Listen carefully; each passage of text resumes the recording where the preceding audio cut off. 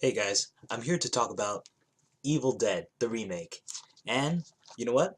I'm very happy about this movie. I'm a fan of the Sam Raimi trilogy. I love it. I love it to death. And this one, at first I was very worried about it because they keep saying they were going to remake it. But I'm happy in the end because the creators of the Evil Dead trilogy, which includes Sam Raimi and Bruce Campbell, of course, they produced this one. They gave their blessing to make this remake. They handed it off to a new guy whose name is Fede Alvarez. He worked on that robot short, which looked pretty good. So, you know what? And he pulled it off. Oh my god, I am so happy about this. And, you know, it's a very good tribute to the original trilogy, but it created something of its own. So yes, there's a lot of references to the original Evil Dead, but it has its own charm. It has its own character, and it's I consider the original Evil Dead trilogy, including the first one, to be more of a horror comedy. Well, now it's considered horror comedy, but back then it was scary as hell, I believe. So this one just comes out straight as horror, and there hasn't been a great horror movie in a while for me. I mean, people tell me, oh, Paranormal Activity is good, but I was never a fan of the series. I didn't even like the first one. I thought it was boring as hell. So when I finally watched this one, I am relieved. I am glad because I needed a good horror movie, and this just came out and surprised me. It made me happy. I'm just glad about it. First off, they did the correct thing. Bruce Campbell said that he will not be appearing as Ash, and he won't be the main character. So they keep trying to find a good casting. And throughout the majority of the movie, you don't even know who's going to be the Ash character, the main hero of the story. And they keep switching off, which is pretty clever. Originally, I believe Lily Collins, the daughter of Phil Collins, and yeah, I know she has the sort of big bushy eyebrows that looks like a unibrow, but to me, she's kind of attractive. And I heard that she's going to play as Mia. Then she dropped out, I believe, and Jane Levy became Mia. And my God, Jane Levy is great. I can't wait to see what this actress is doing in the future. What separates this one compared to the original is that it's more grounded in reality, and not just that, they focus on a little plot element of the first movie. It's the same thing. The five students who are friends, they're going to a cabin to basically just go camping. But for this one, they're focusing more on Mia, who has a drug problem. She's trying to play cold turkey, so everyone's trying to get her off drugs, and unfortunately, that's when things start hitting the fan. Because in the beginning, it shows that there's this girl wandering around the woods, and a bunch of hillbillies come and capture her. She's tied up to a post. There's an old gypsy woman explaining some gibberish, and then you see that the father of the daughter came out and soaks her up in gasoline and burns her alive because she's possessed, and because of the book, and she killed off her mother. It was a pretty intense scene too, because originally you're like, wait, why are they trying to kill off the daughter? Then you realize, oh my god, she's possessed. And when you're possessed, you have these big red yellow eyes, and you just swear as much as possible. And it's creepy too. So back to our five students. Their names are, let's see, the main character is Mia, the her brother David, his best friend Eric, David's girlfriend Natalie, and Eric's girlfriend Olivia. And out of all these characters, I do like all of them. Unfortunately for Natalie, I can't say she has much personality, but that isn't the actress's fault. It's mostly because she's barely in any scenes. Honestly, I don't even know why they didn't try to include her more. Probably the acting is bad. I don't know. She seemed fine to me. I don't even know why they didn't include Natalie more. Because Olivia talks the most, and David is wearing a denim jacket, which is the same thing that Ash wore. So the entire time you're thinking, oh, he's gonna be the main character because he's wearing Ash's jacket. There's a lot of references to the original movies, and I'm gonna explain that as I go along in this review. Mia is gonna play Cold Turkey, and one time they realized that there's a cellar behind a rug, and there's a blood trail leading up to it. Eric and David investigate, and they see that there's a bunch of dead cats lying around. That's what creates the very bad smell that Mia keeps smelling. And that's where they find the Book of the Dead, the Necronomicon. That's a mouthful. Necronomicon. And a sawed-off shotgun with a bunch of shells, which becomes very important later, of course. So Eric decided to just because the Book of the Dead is wrapped around in a black garbage bag filled with barbed wire, Eric is like, you know what? Why not? I'm just gonna open it and just read the hell out of it. And of course, he reads the Latin. And once he reads that, then there's a bunch of awesome shots in this movie. It's basically a callback to the original. Remember the scenes in the Evil Dead trilogy where something is going through the woods as fast as possible, trying to chase Ash and everyone else? Yeah, in this one, it's done extremely well, and it seems even faster and more intense than before. So the spirit gains possession of Mia, and she becomes insane. She and a lot of people think, oh, this is because she's being cold turkey. She's withdrawing from the drugs. That's why she's hallucinating. She's saying all this nonsense and all that stuff. So no one believes her, even with David, unfortunately. To make it worse, David and Mia aren't getting along that well because of their mother, who was in the mental hospital, and David did not see his mother right before she died. So that's why Mia and David have a very strained relationship with each other.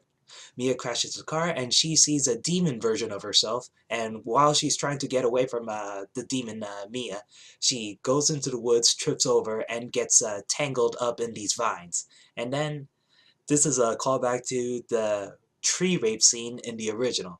And I must say, this one is toned down a lot more, even though it's more graphic. It's kind of hard to explain why, because in the original, you could actually see the trees actually raping the girl. But in this one, um, the weird vine thing is coming out of Demon Mia's mouth and it goes up her vagina, but it's more like hentai. So, I don't know. I'm not sure which one is worse. I honestly think the scene in the original one is much worse. But yeah. The gang bring Mia back, and they all think that she's still going crazy because of withdrawal, even though she's really showing signs that she's getting possessed. She sees a her demon version of herself in the mirror. David still doesn't believe her. She kills the dog, and David tries to confront her about it, but she puts on the hot water, which is so hot that it's boiling, and the furnace is burning up. So she's getting hit with extremely boiling water, which made her skin bubble and pop. And oh my god. Oh yeah, I gotta say this. The effects in this are amazing. All the practical effects, even the CG, because they blended it. They blended the practical effects with the CG, and it just works. It's just beautiful. I don't know why they didn't do that with the Thing remake. Well, Thing sequel remake thing. But yeah, it's done to wondrous effects here. So when you see her skin bubble and pop, oh god, it's the whole movie makes you cringe. They knocked Mia out with a bunch of horse tranquilizers, but that wasn't enough because she's possessed. And when she finally shows her demon self, she tackles Olivia and vomits blood all over her. And then evil Mia gets knocked by Olivia into the cellar, and they just lock her in there. So Olivia, she's a nurse, so she is the one who keeps demanding that Mia is has to keep going through withdrawal, because last time Mia OD'd, she almost died. Well, she was considered dead, I believe, from the doctors, but she just somehow alive. So Olivia goes into the bathroom. She was gonna get another needle with another horse tranquilizer, just to knock not horse tranquilizer, just a regular tranquilizer. I'm sorry, I don't even know why I keep saying horse tranquilizer. So she tries to get the tranquilizer, but then she starts getting possessed as well, because in the original version, the rules of possession kind of doesn't make sense. I guess anybody could be possessed at any time, but in this one, it has to be actual physical contact. So because Olivia swallowed some of the blood that Mia vomited on her, she starts getting possessed. And unfortunately, there's this one tiny scene I really didn't like when Olivia just stops, she's frozen, and then she twitches and all that. That's okay. But right after that, it shows down her legs that she's urinating. And I don't know, that's really disgusting to me. So Eric wants to know what Olivia's doing. Eric goes check up on Olivia. Then it turns out that she was ripping her flesh off of her. So she's just an empty void over here. And my god, I know it was CG, but it looks so realistic and gross. And Eric just slips on a piece of her own flesh and falls backwards and hurts himself. And my god, I feel bad for Eric. Yes, he's the idiot who opened up the Book of the Dead and read it.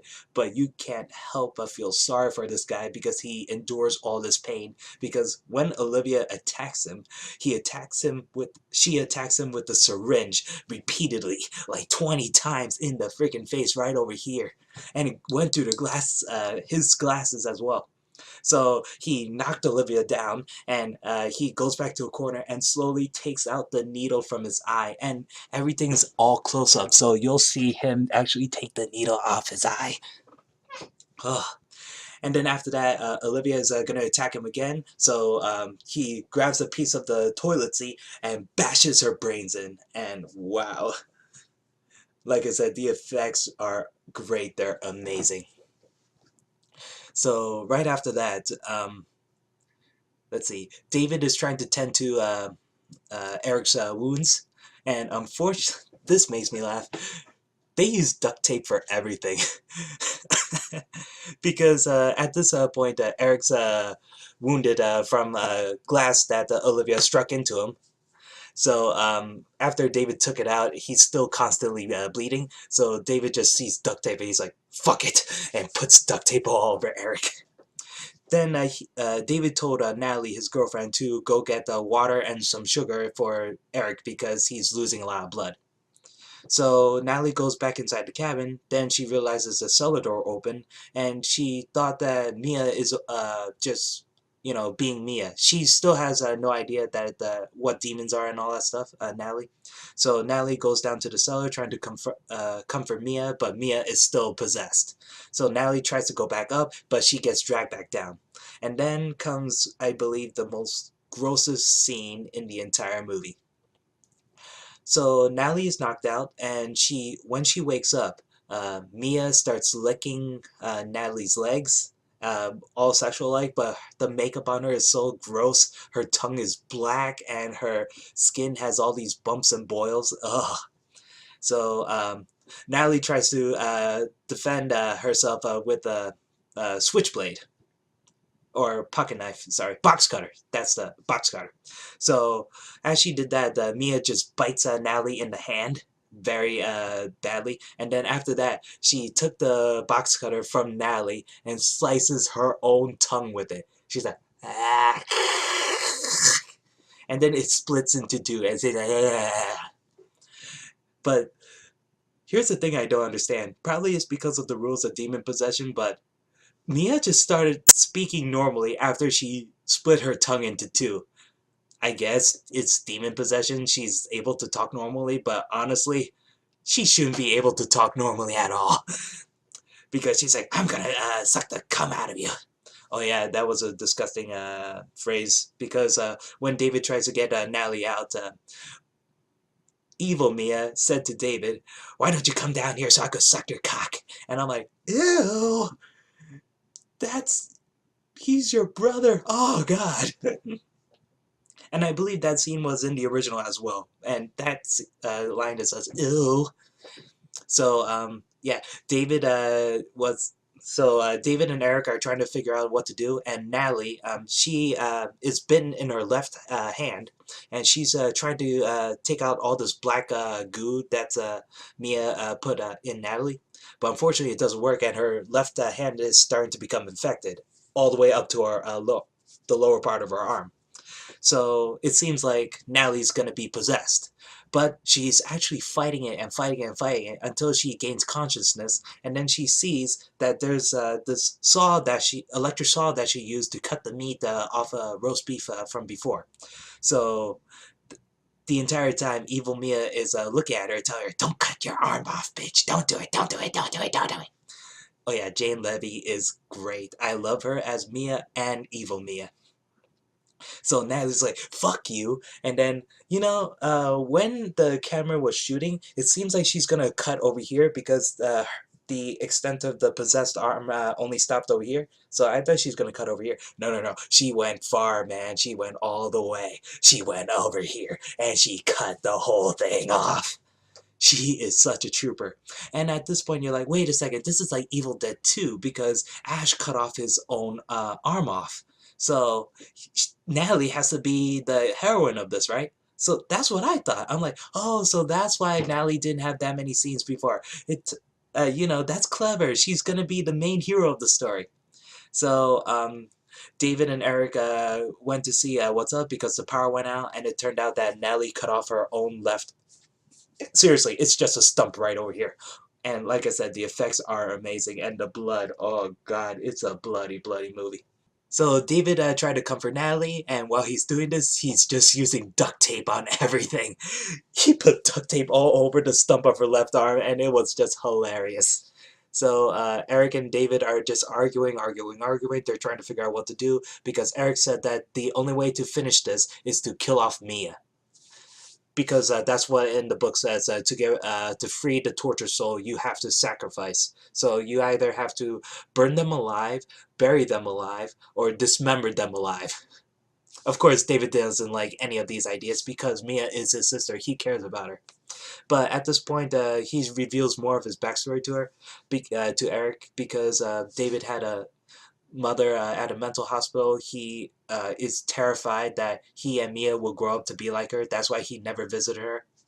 So yeah, you feel tortured for David. Actually, you feel tortured for all these characters. And like I said, unfortunately not for Natalie because she doesn't have that many scenes. So while Eric and David are arguing, Natalie comes into the room with the nail gun and starts shooting the nail guns into her face, and then it turns out she's possessed. I did not. At this point, I honestly thought that she's going to be the heroine of the story, but unfortunately, no. So she tries to kill both Eric and David, and Eric got the worst of it because he got hit by the nail gun about 20 to 30 times everywhere, in his chest, in his hand, in his face, in his legs. David also got hit by the nail gun, and everything's in close up because they're trying to take off the nails off their bodies, and it's in extreme detail, extreme close up, and you could hear the squishiness, and it's, oh god, it makes you cringe the entire scene. And then David knocked Natalie down, but she got back up, brought a crowbar, and started beating the shit out of David. And then Eric stopped her from killing David with the nail gun, but unfortunately that doesn't stop Natalie. So Natalie slowly comes towards Eric with the crowbar. And then oh my god. Like I said, Eric gets the worst. He gets the shit kicked out of him throughout this entire movie because what happens? Eric decided to block the crowbar with his hand, and when Natalie sends it crashing down, it split his hand into two. It's like, ah! I was like, dude, you should have gotten hit with the crowbar. You should have tried to defend yourself. And then she keeps hitting him on the head with the crowbar, and the entire time you're like, how is this fucker still alive? Die, man! Just be put out of his misery, my god, I feel bad for Eric. And David saves Eric by shooting off Natalie's arm. And the scene is one of my favorites because it's also another callback to the original. Because in the original, Ash had a girlfriend who he had to kill off also. And in this one, after David shoots her arm off with the shotgun, then it seems like the real Natalie came back, and she just realized that she has nails on her face, and she has she doesn't have any arms, and she's bleeding constantly. So she turns back to David, and she's like, David, why are you hurting me? And then you could see the expression on David's face. He's like, no, no, don't do this, don't do this. And then Nellie slowly comes towards David, crawling on the floor, just wanting to be held by David right before she dies. And the entire moment, you're just looking at David, and he can't believe what he has done. He couldn't believe what the situation is. Just yesterday, that he's with the love of his life, and he just had to kill her. And then right after this, Eric started laughing hysterically, but at first, I was weirded out by it, but then I realized it made sense. Even Eric can believe the situation they're in, and he can believe that the tremendous trauma that David's in also. So that's why he's laughing. It's all callback to Evil Dead 2 when Ash couldn't believe the situation and he started laughing along with the talking animals and the talking furniture. I like that. It was very subtle. So after this, David's like, I have no other choice. I have to do this. So he put gasoline all over the cabin, and then very close to burn. Uh, he was very close to burn Mia. But Mia started singing a song that he and Mia learned from their mother from a long time ago. So David just gave up on that. Then he realizes he's gonna try to bury her alive.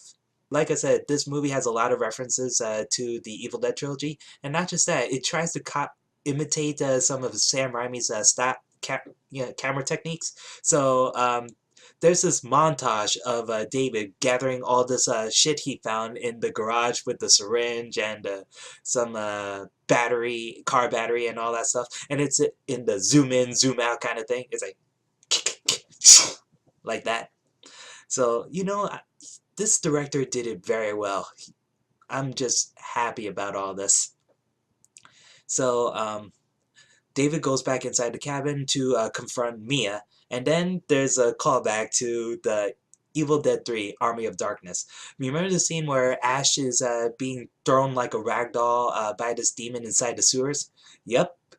In the cellar, it's all flooded, and David is confronted by evil Mia, and she's um, she's just floating around. She's like, ah, and just throwing him all over the walls. And it's shot almost exactly the same way, because every time David is thrown against the wall, it zooms in on him and zooms out. So I really like that. So just when David is about to die, Eric saves him by knocking down Mia. But unfortunately, Mia put what's it called? I forgot what the tool is. Some kind of clippers. Mia thrusted clippers into Eric, and that's how he dies. Finally, which is sad because when David tries to get Eric back up, Eric's like, "Hey, I missed you, man."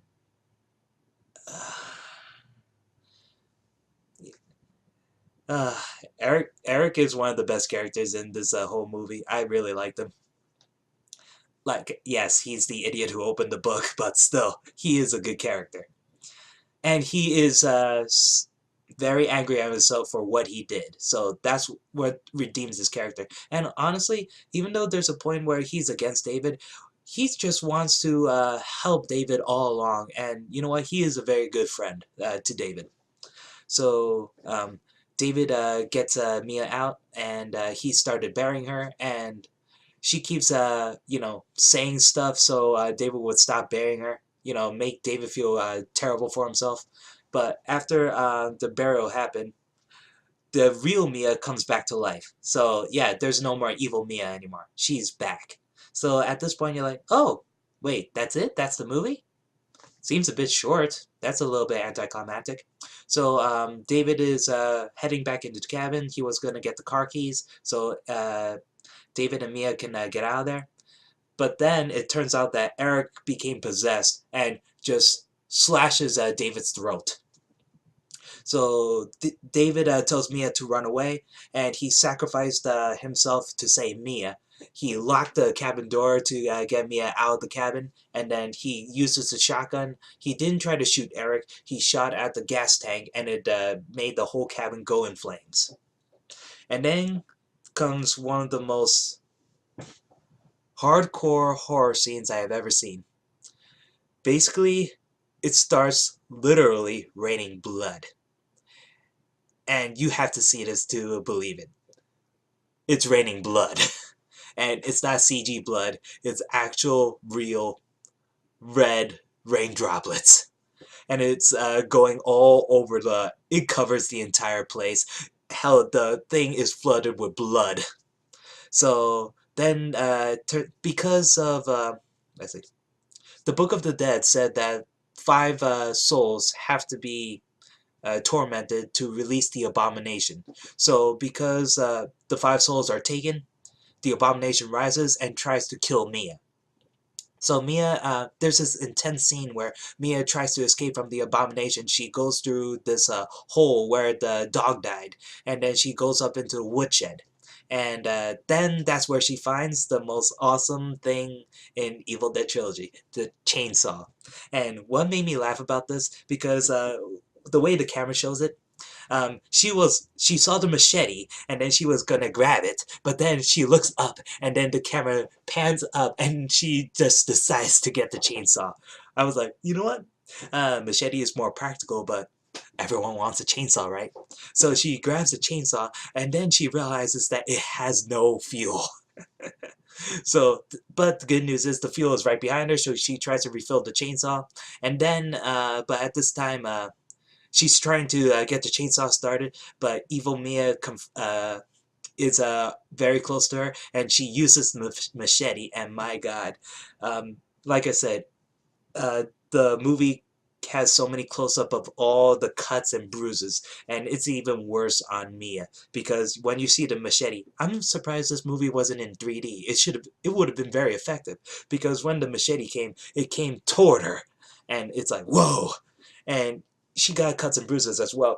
The machete went across her arm, and it slowly slices her arm, and it did the same thing for her leg as well. So Mia got out there, she got the chainsaw started, and then she cut off the abomination's legs. But the abomination, because Mia is right behind of a jeep, the main jeep, the abomination lifted up the jeep and tried to crush Mia with it, but it only crushed Mia's hand. So Mia had no choice but to cut her hand off, like Evil Dead 2, and then just like in Evil Dead 2, she holds up the chainsaw and then just cuts the abomination in half. And blood is everywhere. And even though it's literally raining blood, it just rained more blood for some reason. So she killed the abomination. It stops raining blood, and then the sun rises, and then she slowly heads toward the wilderness. She's trying to figure out what to do, and then it cuts back to the book, quickly closing it, and then it ends right there and showing Evil Dead.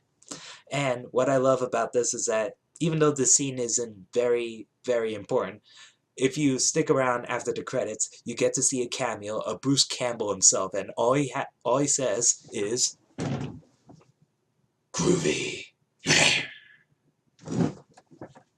I love that.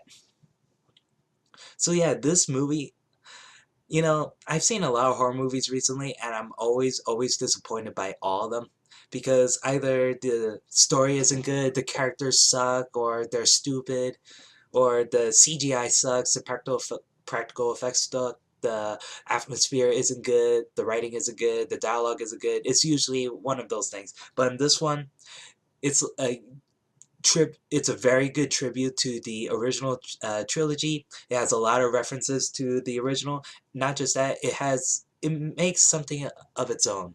It's its own unique way, and I can't wait for the sequel to this or Army of Darkness 2 because I believe Bruce Campbell said that he wants Sam Raimi's trilogy of movies and this new remake trilogy of movies to combine. So you might see Ash with Mia, and I hope that'll be great. So yeah, the practical effects are excellent. I really like all the characters, even though, like I keep saying, I feel bad for Natalie, but I guess that's because she doesn't have that many scenes.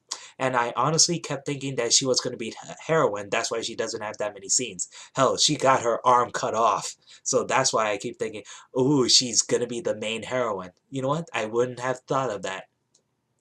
I like that it keeps switching the Ash role because even though I know that Olivia and Eric weren't going to be Ash or Mia, because I thought Mia's going to get killed off quickly because I believe in the original, Ash's sister is the first one possessed. And she dies first, I believe. So, you know what? This movie is excellent, and I still watch it. I watch it constantly, and it's a good Halloween flick. So that's all I gotta say about Evil Dead. So thank you very much.